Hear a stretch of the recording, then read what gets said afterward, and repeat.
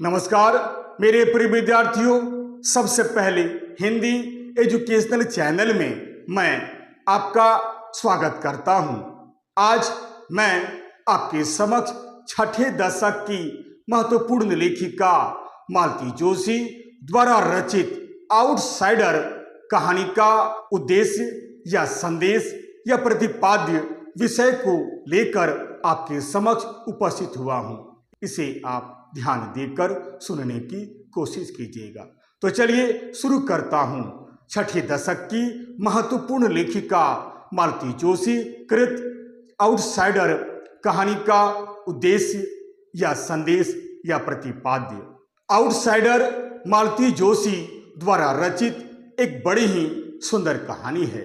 वास्तव में यह कहानी दिल को छू लेने वाली एक मार्मिक कहानी है। यह कहानी उनकी सुप्रसिद्ध कहानियों में से एक कहानी है।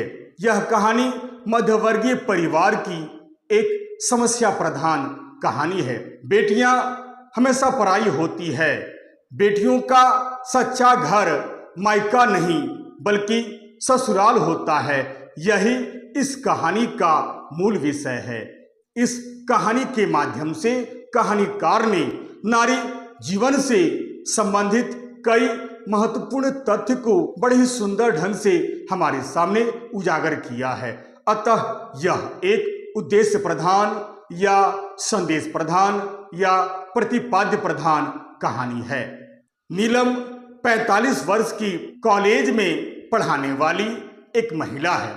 पिता की अचानक मृत्यु हो जाने के कारण तथा घर की सबसे बड़ी होने के कारण वह न केवल अपने पूरे परिवार यानी माँ, 3 भाई सुदीप, सुजीत और सुमित तथा एक छोटी बहन पूनम का भरण पोषण करती है, बल्कि स्वयं अविवाहित रहकर उनकी शिक्षा दीक्षा का भी प्रबंध करती है। यही नहीं, समय आने पर उनका विवाह भी अच्छे घराने में कर देती है। अब सभी भाई नौकरी पर हैं। सुषमा और अलका उस परिवार की 2 बहुएं हैं। पूनम की भी शादी बिल्कुल समय पर हो चुकी है। नरेश उसका पति है। पूरा परिवार एक साथ छोटे भाई की शादी में यानी सुमित की शादी में एकत्रित होते हैं। शादी हो जाने के बाद तथा उनके हनीमून पर चले जाने के बाद घर के सभी लोग समय निकालकर नीलम को भी शादी करने के लिए मनाने का प्रयास करते हैं, परंतु नीलम शादी करने से बिल्कुल इनकार कर देती है। नीलम का यह कहना है कि अब वह लगभग 45 वर्ष की हो चुकी है, अब वह शादी बिल्कुल नहीं कर सकती है। परंतु घर के सभी सदस्य नीलम दीदी को शादी करने के लिए बाध्य करते हैं, परंतु वह बिल्कुल तैयार नहीं होती है। यही नहीं, अंत में छोटी बहन पूनम जब नीलम दीदी को जीवन की सच्चाई बताते हुए यह कहती है कि दीदी, यह सच है कि तुमने इस घर को लाख खून पसीने से सींचा है, परंतु यह घर कभी भी तुम्हारा अपना नहीं हो सकता है। तुम हमेशा इस घर के लिए एक आउटसाइडर ही बनकर रहोगी। आउटसाइडर यानी बाहर वाला। वह नीलम दीदी को समझाते हुए आगे यह भी कहती है कि दीदी, अभी तुम्हारे पास नौकरी है। 45 साल की उम्र कोई उम्र नहीं होती है। आज भी लोग शादी ब्याह करते हैं और खुशहाल जीवन बिताते हैं, परंतु तुम विवाह करने के लिए क्यों तैयार नहीं हो रही हो? यह बात हमें समझ में नहीं आती है। कल्पना करो, आज तुम्हारे पास नौकरी है, जब तुम रिटायर हो जाओगी और जब तुम शारीरिक रूप से कमजोर हो जाओगी, उस समय तुम्हारी क्या स्थिति होगी? उस समय न तो तुम्हारे पास नौकरी रहेगी और तो और तुम्हारे शरीर में शक्ति भी नहीं रहेगी, न ही किसी प्रकार का सामर्थ्य रहेगा। बताओ, उस समय तुम क्या करोगी? और हाँ, उस समय तुम्हारी स्थिति इस घर में केवल एक फालतू सामान बनकर रह जाएगी। तब तुम कहाँ जाओगी और तुम क्या करोगी? दीदी, समय रहते तुम शादी कर लो, यह मेरी तुमसे प्रार्थना है। परंतु नीलम पूनम की इस बात को गंभीरता से नहीं लेती है। उसे लगता है कि पूनम संभवतः मजाक कर रही है। वह बहुत ही छोटी है, इसलिए छोटी होने के कारण वह संभवतः मजाक कर रही है। नीलम मन ही मन सोचती है कि घर में जब इतने लोग हैं तो फिर चिंता की क्या बात है। रिटायर हो जाने के बाद मेरी क्या स्थिति होगी। अरे भाई, जब घर में इतने लोग हैं तो फिर मैं क्यों चिंतित रहूं। इसलिए नीलम विवाह की बात को हंसी में टाल देती है। धीरे धीरे नीलम की सारी छुट्टियां समाप्त हो जाती है जो उसने छोटे भाई की शादी के समय लिए थे। फिर एक दिन जब वह थोड़ा और छुट्टियां बढ़वाने के लिए तथा आराम करने के उद्देश्य से कॉलेज जाती है, कॉलेज के प्रधानाचार्य प्रसन्न होकर नीलम को न केवल प्रमोशन की चिट्ठी देते हैं बल्कि तबादले की भी बात कहते हैं।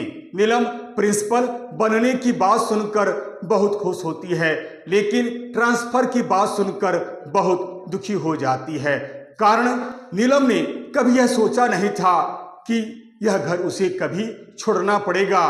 कारण नीलम ने इस घर को खून पसीने से सींचा था। घर वाले बहुत चाहते थे, इसलिए घर वाले उसे कभी भी बाहर जाने की इजाजत नहीं देंगे। नीलम को ऐसा ही विश्वास था। नीलम को पूर्ण विश्वास था कि उनके भाई कभी भी घर छोड़ने की आज्ञा नहीं देंगे। यही सब सोचकर नीलम घर जाने से पहले सबके लिए कुछ न कुछ खरीदारी करती है। परंतु जब नीलम घर पहुंचती है और घर वालों के मुंह से यानी सुदीप के कमरे से यह सब सुनती है तो हैरान हो जाती है। वह सुनती है कि उनका इस घर में रहना किसी को भी अच्छा नहीं लगता है। नीलम दीदी के कारण ही सबको चुपचाप रहना पड़ता है, सबको अपनी इच्छाओं को दबाना पड़ता है। वे जीवन का आनंद कभी भी उठा नहीं पाते हैं। सबको नीलम दीदी की बातें सुननी पड़ती है, उनके आदेश का पालन करना पड़ता है। नीलम को जब अपने घर में अपनी स्थिति का पता चलता है तो वह हैरान हो जाती है। वह बहुत दुखी होती है। उसे विश्वास ही नहीं होता है कि घर वाले नीलम दीदी को लेकर इस तरह की बातें सोचते हैं। यह सब सुनकर उसे बहुत दुख होता है। तब उसे पूनम द्वारा कही गई सारी बातें याद आने लगती है जो एक बार पूनम ने नीलम दीदी से कहा था। उसने कहा था कि दीदी, इस घर को भले ही तुमने खून पसीना से सींचा हो, परंतु यह घर कभी भी तुम्हारा अपना नहीं हो सकता है। इस घर के लिए तुम हमेशा आउटसाइडर ही बनकर रहोगी। आज पूनम की बातें सच होते हुए दिखलाई दे रही थी। आज पूनम की बातें नीलम को समझ में आने लगी थी। घर वालों की बातें सुनने के बाद नीलम को अपने घर में अपने यथार्थ स्थिति का बोध हो जाता है। नीलम को यह भी महसूस होता है कि यदि इतना सब कुछ सुनने के बाद यदि वह रहती है तो धीरे धीरे अब वह इस घर में बिल्कुल एक फालतू सामान बनकर रह जाएगी। इसलिए तुरंत ही घर छोड़ने का निर्णय ले लेती है और कॉलेज जाने की तैयारी करती है। फिर क्या था, दूसरे ही दिन वह कॉलेज जाकर प्रमोशन और ट्रांसफर का पत्र स्वीकार कर लेती है। घर पहुंचकर नीलम जब घर वालों से यह कहती है कि मेरा तबादला हो गया है तो घर वाले किसी तरह की प्रतिक्रिया व्यक्त नहीं करते हैं, किसी तरह का प्रतिवाद नहीं करते हैं, मानो यह उनके लिए गुड न्यूज़ था। अतः हम देखते हैं कि जिस घर के लिए नीलम ने अपने व्यक्तिगत जीवन की खुशियों को, अपनी जिंदगी को दांव पर लगा दिया, उस घर के लोग नीलम को अब आउटसाइडर मानने लगे थे। उनके हृदय में कोई प्रेम नहीं था। सभी लोग उसे अब आउटसाइडर ही मानने लगे थे। किसी ने सच ही कहा है, बेटियां हमेशा पराई होती है, लड़कियों का असली घर मायका होता है, ससुराल नहीं। अतः यह एक उद्देश्य प्रधान या संदेश प्रधान या प्रतिपाद्य प्रधान कहानी है। इस कहानी के माध्यम से लेखिका ने यह बतलाने का प्रयास किया है कि बेटियां हमेशा पराई होती है। यह कथन 100% सच है। पिता के घर से बेटी की केवल डोली उठती है और ससुराल में उसकी अर्थी निकलती है। यह कथन अपने आप में सत्य है। पिता का घर कभी भी उसका अपना घर नहीं होता है, बल्कि ससुराल ही उसका अपना घर होता है। इस कहानी के माध्यम से लेखिका ने अविवाहित स्त्रियों की त्रासदी को भी बड़े ही सुंदर ढंग से उजागर किया है और यह बतलाया है कि यह हमारे समाज की एक विकट समस्या है। लड़कियां चाहे शादीशुदा हो या फिर अविवाहित, वह हमेशा पराई ही होती है। वह हमेशा इस घर के लिए एक बोझ होती है। वह हमेशा इस घर के लिए एक आउटसाइडर ही बनकर रहती है।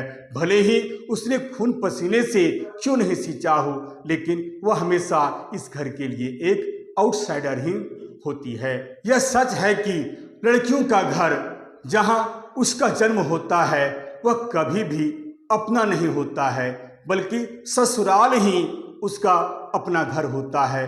पति चाहे जैसा भी हो, उसे अपने ससुराल में ही रहना पड़ता है। वहीं उसका सम्मान है, वहीं उसकी प्रतिष्ठा है। पति चाहे जैसा भी हो, उसे अपने ससुराल में ही रहने का प्रयास करना चाहिए।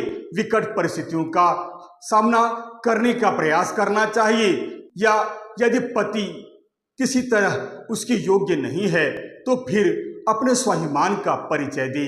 और हाँ, यदि पति में कोई ऐब है या पति में किसी तरह की बुराई है तो नौकरी प्राप्त कर स्वतंत्र जीवन जीने का प्रयास करे। अपने स्वाभिमान की रक्षा करते हुए जीवन जीने का प्रयास करे, परंतु मायके में बसने का प्रयास नहीं करे। यदि वह पति के साथ नहीं रहना चाहती है तो नौकरी प्राप्त कर स्वाभिमान के साथ जीवन यापन करे, परंतु कभी भी मायके में रहने का प्रयास नहीं करे। कहने का अर्थ यह है कि जिस लड़की की शादी नहीं होती है उसका घर कभी भी अपना घर नहीं होता है। वह हमेशा उस घर के लिए एक बोझ की तरह होती है। वह एक आउटसाइडर बनकर जीवन जीती है। यही इस कहानी का मूल उद्देश्य है। यही इस कहानी का प्रमुख संदेश है, जिसमें कहानीकार को पर्याप्त सफलता मिली है। यदि आपको यह वीडियो अच्छा लगता है, उपयोगी लगता है, समझने योग्य लगता है तो आप इसे लाइक करें, शेयर करें और तो और सब्सक्राइब करना बिल्कुल नहीं भूलें। तब तक के लिए नमस्कार, धन्यवाद।